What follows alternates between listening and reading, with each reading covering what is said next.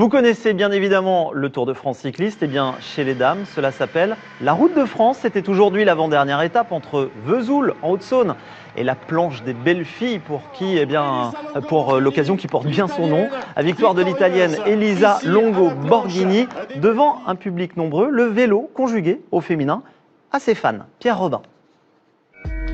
Dans l'ombre du cyclisme masculin, la Route de France féminine, course professionnelle, accueille près d'une centaine de concurrentes venues des quatre coins du monde. Toutes font leur chemin dans ce monde du sport d'élite assez particulier. On est considéré professionnel, malgré ça j'ai un métier évidemment à côté et je fais du vélo plus par passion que vraiment comme mon métier.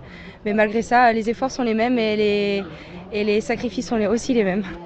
Peu d'investissement de la part des sponsors, pas de caravane publicitaire et une couverture médiatique limitée, ce qui ne favorise pas le déplacement des foules. Et pourtant, quelques fans de la petite reine sont présents sur le bord des routes. Ça devrait être plus médiatisé, on devrait le voir dans les journaux déjà, premièrement, et puis ensuite à la télé. On pouvait s'attendre à ce qu'il y ait un petit peu plus de monde là. Ça aurait été une course d'hommes, c'est sûr qu'il y aurait eu un peu plus de monde.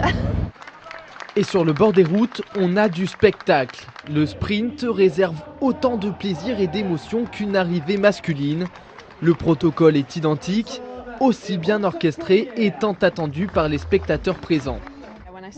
Quand je suis montée sur le podium, c'était vraiment sympa de ressentir tout le soutien du public.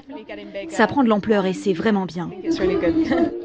Oui, le cyclisme féminin prend de l'ampleur, cette course aussi. Et la relève est déjà en train de se préparer.